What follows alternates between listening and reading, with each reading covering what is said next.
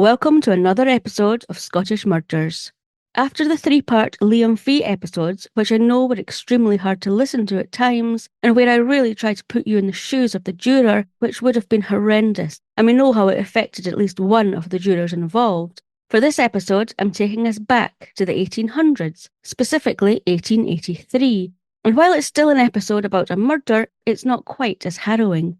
Next week, I will be releasing a Scotland Then episode, highlighting stories printed in Scottish newspapers at the time of this episode's murder, including a poem that brought a cheeky smile to my face and a nod of knowing exactly how the writer felt. But first, the murder of 22-year-old Grace Hamilton in Glasgow on Friday the 7th of December 1883.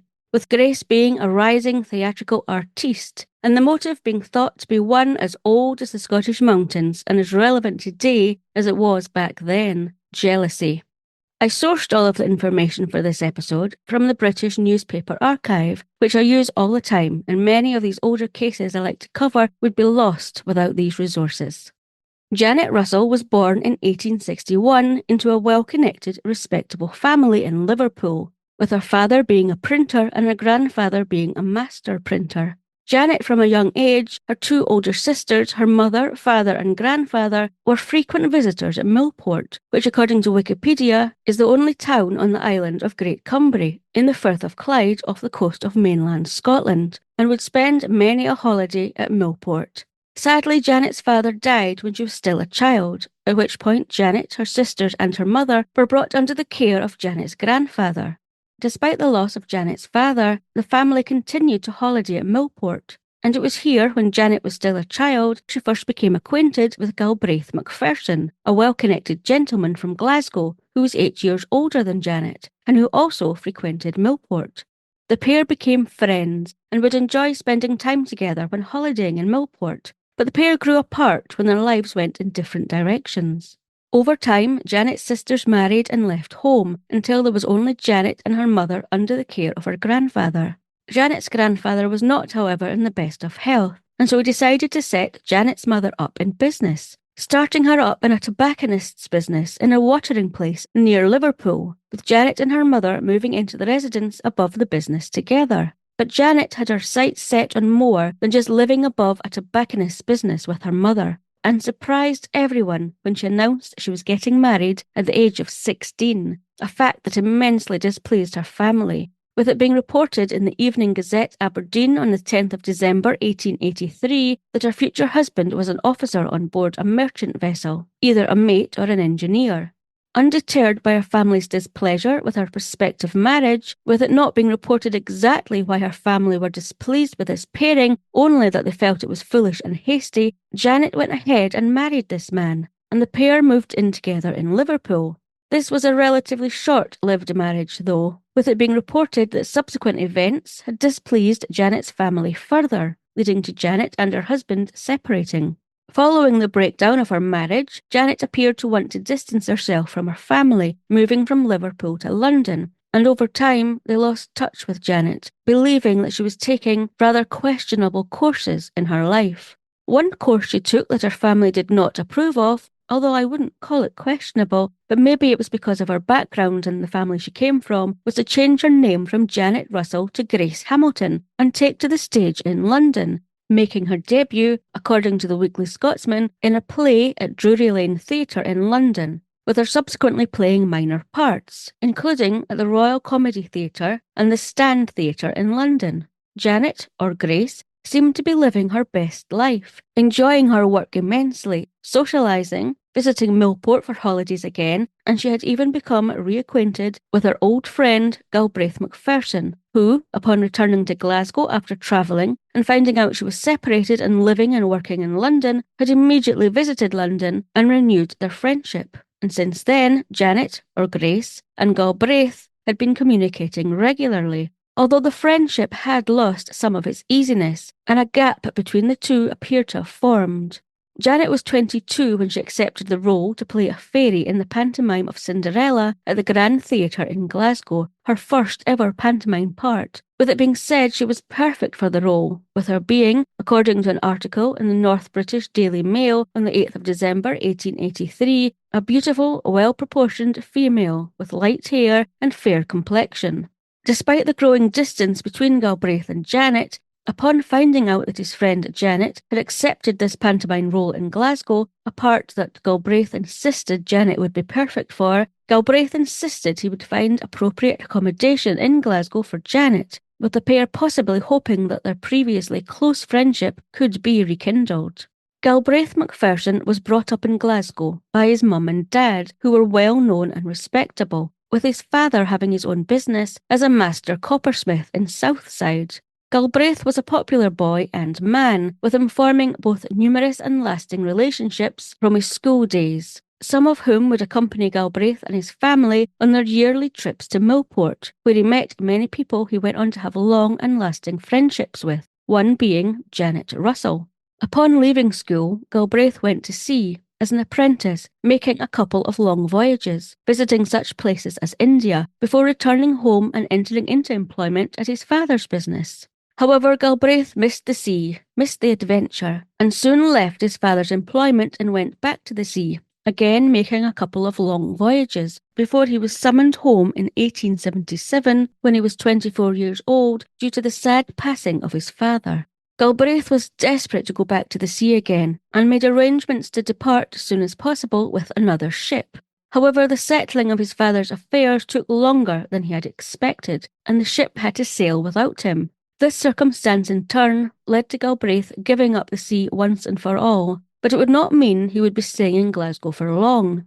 Galbraith had been left reasonably well off financially upon his father's death, with it being estimated that his yearly income would be about £100, which in today's money would be about £10,200 or about $12,900. Having missed out on going to sea, Galbraith debated what he would do instead, as he didn't see himself staying long in Glasgow. He firstly decided to take a trip to his favourite holiday destination, Millport, where he met up again with his friend Janet, who told him she was soon to be married. Galbraith congratulated his friend before returning to Glasgow, and then making the decision to travel to Demerara in Guyana, where he stayed for about 5 years as a sugar plantation overseer, returning back to Glasgow at the beginning of summer 1882 in a bid to escape the yellow fever pandemic that was raging in the island, staying with his mother, who was now living at Pollock Street, Southside in Glasgow. Upon returning from Demerara and finding out that his friend, Janet Russell, was now living and working in London, he made his way there to renew their friendship, with the pair frequently corresponding once he returned back to Glasgow. Upon hearing that the part of her fairy was available in an upcoming pantomime in Glasgow, Galbraith immediately wrote to Janet insisting that she would be perfect for this role. And so, upon Janet auditioning for and accepting this part, Galbraith was delighted and immediately set about securing Janet accommodation in Glasgow. From now on, I'm going to call Janet Russell Grace Hamilton, as that is what everyone, including Galbraith, referred to her as, unbeknownst to many that her real name was Janet Russell. The pantomime of Cinderella was due to open on Saturday the 8th of December 1883 at the Grand Theatre Cowcaddens, which, according to an article in bbc.co.uk, opened in 1881 and had a capacity for 2,030 people. And so 22-year-old Grace Hamilton arrived with Galbraith Macpherson at her lodgings in Gladstone Street, located in a quiet middle-class street in the northwestern portion of Glasgow, apparently about a 5-minute walk from the Grand Theatre and a few paces from St George's Cross, on Wednesday the 28th of November. 2 weeks prior, Galbraith Macpherson had secured the top-floor flat, parlour and best bedroom of house number 32 on the north side of Gladstone Street for Grace Hamilton, which was tenanted by Mr James Deans, a clerk, his wife Mrs Deans, who was in the habit of letting rooms to members of dramatic companies who visited Glasgow, and their adult son, who was also involved with theatrical work.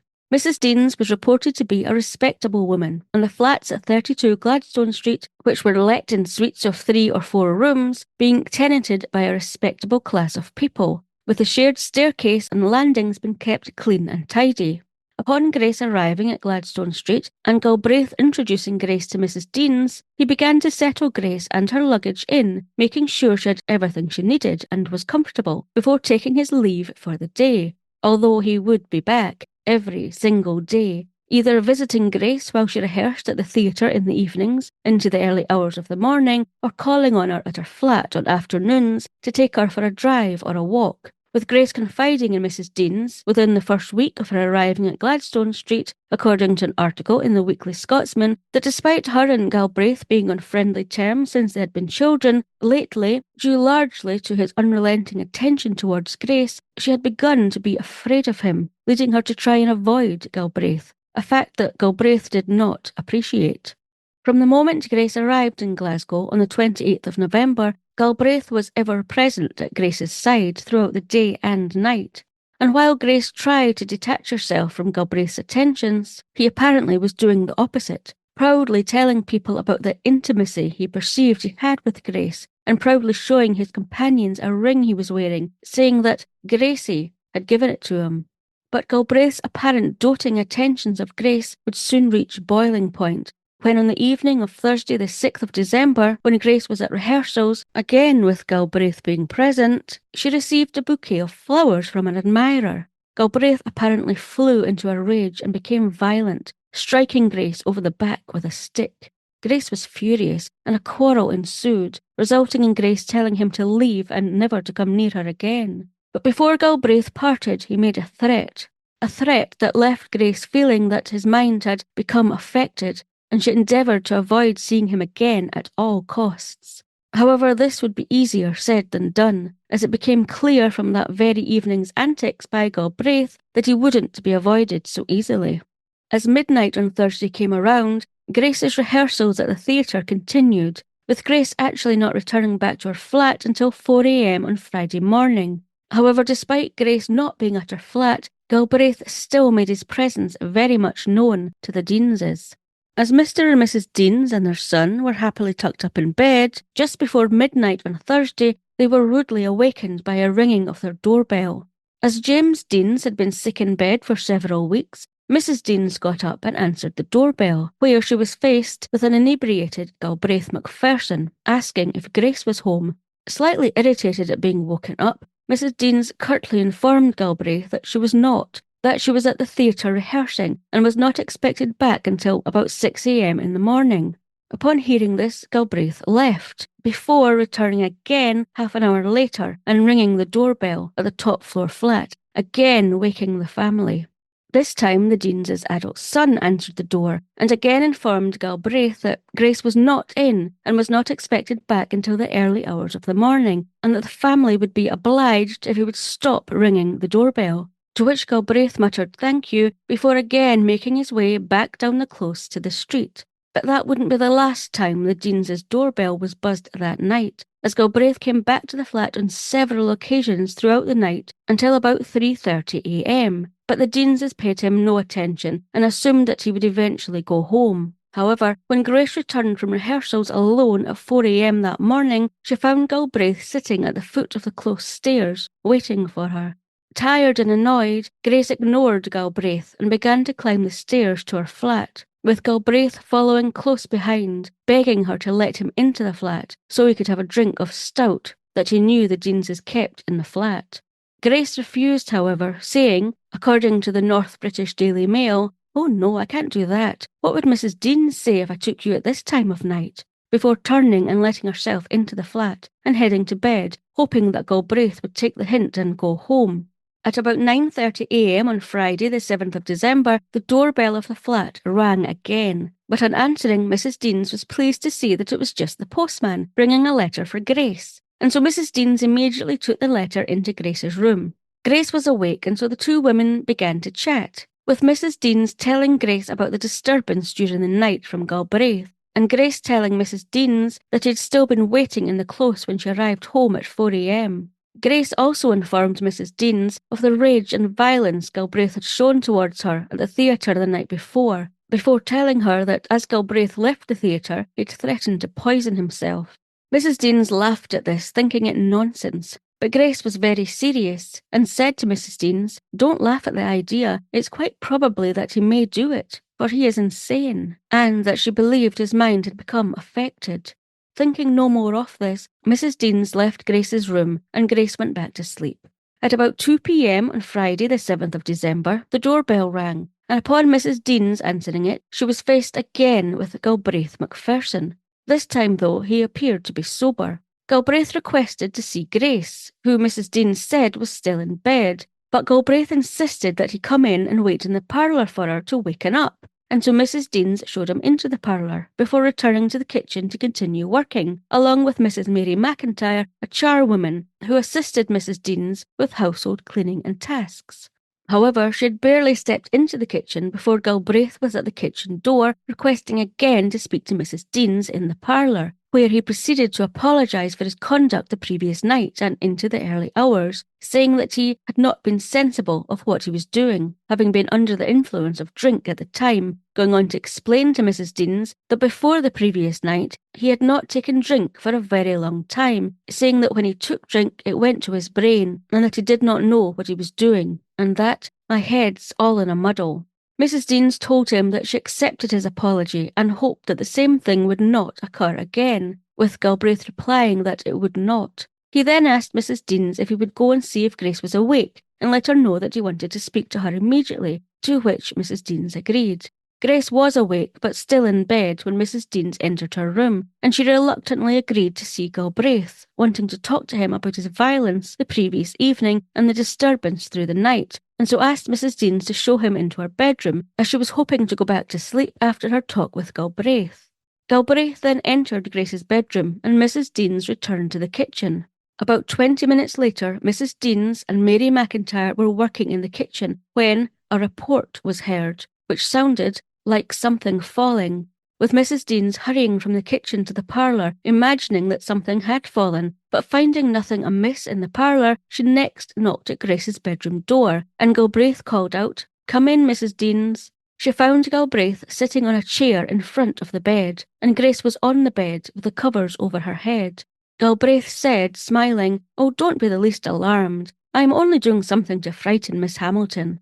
Hesitating, Mrs. Deans looked at Grace in the bed again, feeling something wasn't right, but had started to leave the room before turning and speaking to Grace and saying, "What has happened? What has he been doing to you?"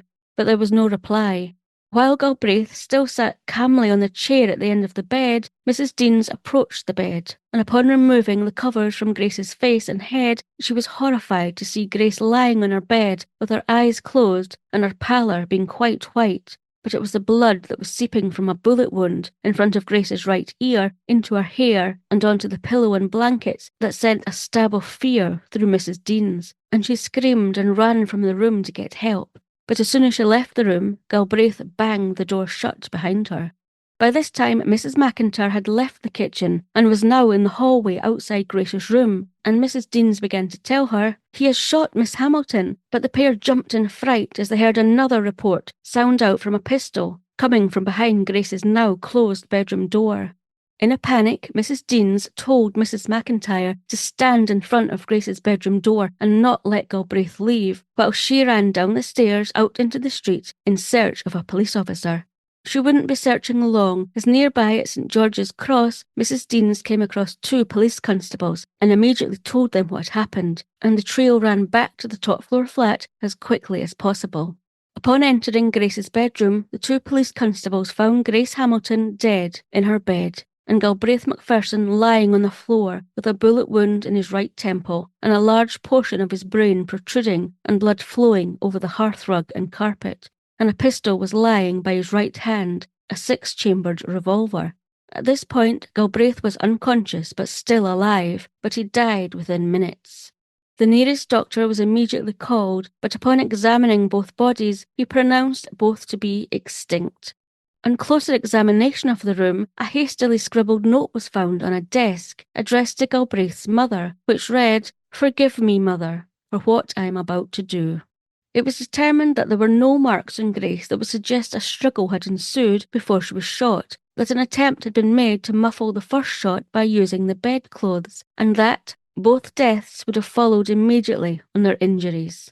However, it was deemed unnecessary for a post-mortem inspection of the bodies to be carried out. What was deemed necessary, though, was the sensational and attention-grabbing headlines, such as "Tragedy was enacted which thrilled inhabitants of Glasgow last night with horror," and "Great excitement was caused in Glasgow by the announcement that Galbraith Macpherson had murdered Grace Hamilton," and "The tragedy has created a great sensation."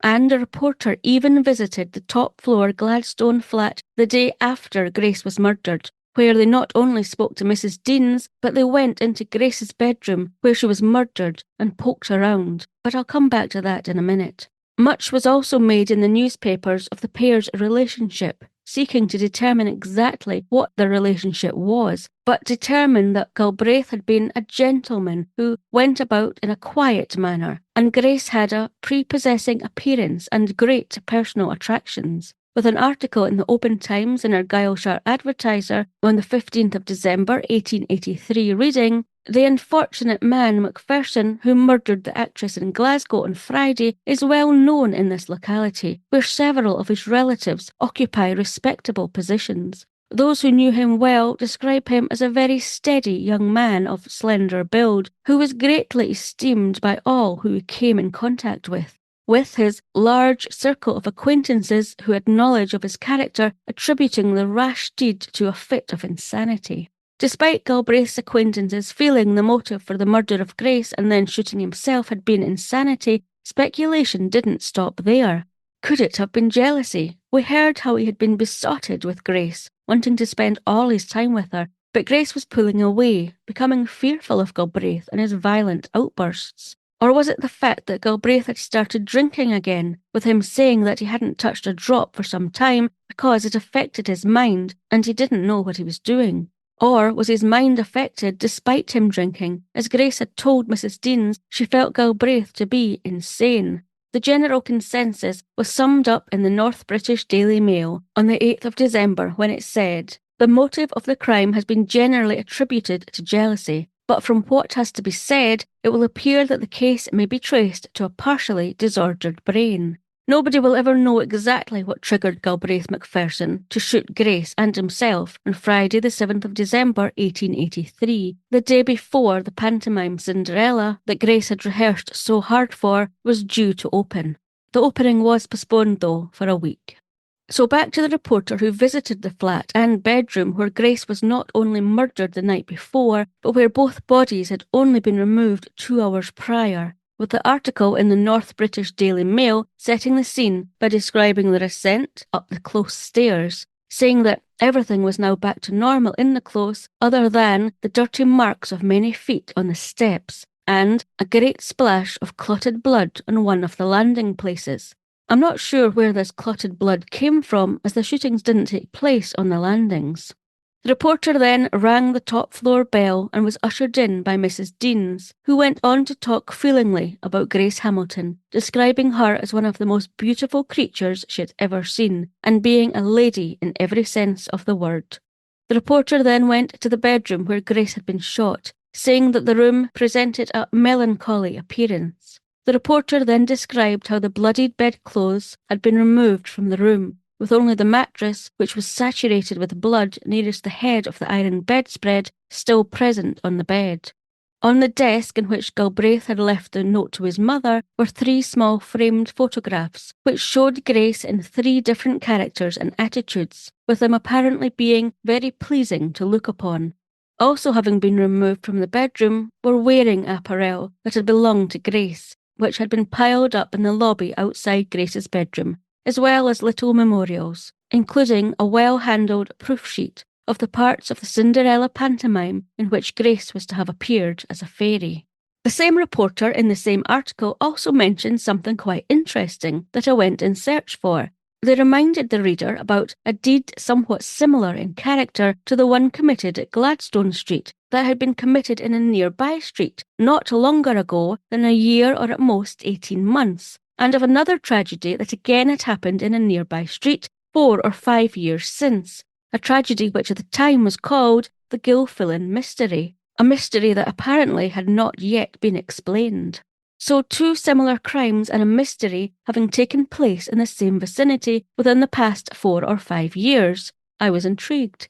Well, it turned out that the first crime hadn't been committed not longer ago than a year or at most 18 months, but instead only 8 months prior in March 1883, when about 9 p.m. one evening, again in a very respectable locality, landlady 40-year-old Miss Sarah Jack was shot by one of her lodgers, who, according to an article in the Glasgow Weekly Mail on the 3rd of March 1883, was a respectable, connected young man of 35 years of age called John Robb, following which John Robb turned the gun on himself, dying instantly from shooting himself in the head. Miss Sarah Jack, however, while severely injured, was still alive. John Robb had been lodging with Sarah Jack for quite some time, but he had apparently begun to drink heavily following losing his full-time employment at a solicitor's in December 1882, and having only been able to secure a part-time job in an insurance office since. He had begun to drink more and more, despite Sarah Jack saying he would have to leave the house if his drinking did not stop. Not paying a blind bit of notice, on Tuesday the 27th of February 1883, John Robb returned to his lodging house about 8 p.m. after spending the evening drinking in a maudlin condition. Upon entering his lodging house, his hand was noticed to be bleeding. Apparently he had accidentally cut his hand on his penknife.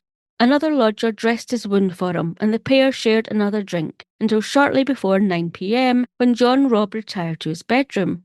Apparently, it was the landlady's job to get the lodgers' beds ready for them on an evening, and so she made her way to John Robb's bedroom just before 9 p.m, having heard him go to his room. As she entered his room, she noticed nothing unusual, and John Robb was standing, swaying slightly not far from her. She went about getting his bed ready, but as she was shaking up the mattress, she noticed John Robb reach for something behind his back. Before she could react upon seeing he was holding a revolver and pointing it at her, he discharged the weapon, with the bullet striking Sarah Jack in front of her left ear. John Robb then put the pistol to his head and fired, dropping immediately to the floor. John Robb survived for a short while, but he never regained consciousness and died on the way to the hospital in the ambulance. While Sarah Jack had been struck by the bullet, she was still alive and quickly got to her feet and ran down the stairs, with blood streaming from the bullet wound, looking for help. Sarah Jack was taken to the Western Infirmary by 2 police officers in a cab, and it was reported 4 days after the shooting that Sarah Jack was expected to recover. However, 3 weeks after the shooting, it was reported in the Kirkcaldy Times on the 21st of March that Miss Sarah Jack had died, with it being stated that her cause was hopeless from the first. Now, the second crime that happened in the same respectable locality was the Gilfillan mystery, which occurred in January 1878, so more than 5.5 years before Grace Hamilton was murdered. This one is quite a convoluted story, but basically the only mystery about this case appeared to be whether it was James Stewart and 3 accomplices, Bridget, Margaret and Elizabeth, to blame for the almost 70-year-old respectable James Gilfillan falling down a closes back stairs and falling unconscious, or whether James Stewart and his accomplices in fact pushed James Gilfillan down the stairs, or whether an extremely drunk James Gilfillan fell down the back stairs himself after being led to the close and robbed of half his clothes and valuables by James Stewart and his accomplices, or whether it was the police's fault for assuming that James was just a drunk and had keeled over from the drink and not from a fall down the stairs, when they found an unconscious James Gilfillan lying at the bottom of the stairs about an hour after he had been robbed, and instead of seeking James Gilfillan medical assistance, had instead placed him in the cells, where he was found dead the next morning. James Stewart, Bridget McDermott, Margaret Morrison and Elizabeth Duffy were arrested and went to trial on a robbery and murder charge, but upon the jury hearing all the evidence, such as the medical evidence, that supported the theory that James Gilfillan had come by his wounds through a fall, suggesting that following him being relieved of his property, he was left alone and fell down the stairs himself, heavily under the influence of liquor, the jury made the decision to find Stuart James and his 3 accomplices innocent of both robbery and murder, and they only found them guilty of theft. The police's actions of not seeking medical attention for James Gilfillan was also called into question, many deeming their actions reprehensible. But following the medical evidence deeming it having been impossible for James Gilfillan to have recovered no matter how careful treatment he might have received, and upon it being adopted by police in Glasgow to carry out a different mode of treating persons supposed to be unconscious through drink, unrest and anger began to abate. So back to December 1883, and upon it being discovered that Grace Hamilton was in fact a stage name and Grace's real name had been Janet Russell, her grandfather in Liverpool was contacted by police authorities to let him know Janet's body was ready to be collected for her funeral. Sadly though, as I said previously, Janet's grandfather wasn't in the best of health and had been in his bed ill for the previous 6 weeks. And so he communicated to the Glasgow police that he would search for Janet's estranged husband and her mother, and if they could be found, he would send them to Glasgow. 3 days later, it was reported that Janet's uncle and aunt had arrived in Glasgow to take charge of her body. 22-year-old Janet Russell's remains were interred in Sighthill Cemetery, Glasgow, following her funeral, which was attended by managers and gentlemen of the Grand Theatre Company. A floral cross was placed on Janet's coffin as a token of friendship and companions in the theatrical profession. Next week, there will be a Scotland Then episode from December 1883. Thanks for listening to another episode of Scottish Murders, the twice award shortlisted fortnightly podcast that brings to light the stories of victims and their relentless pursuit for justice. If this case has captivated you, then don't forget to tell a friend to listen or check out scottishmurders.com so together we can share more Scottish Murders.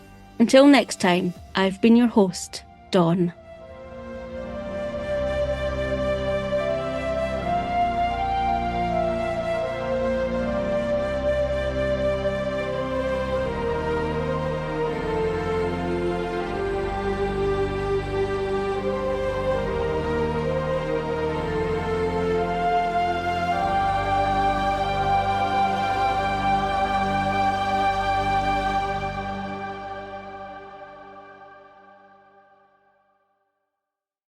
Scottish Murders is a production of Clurin Ton.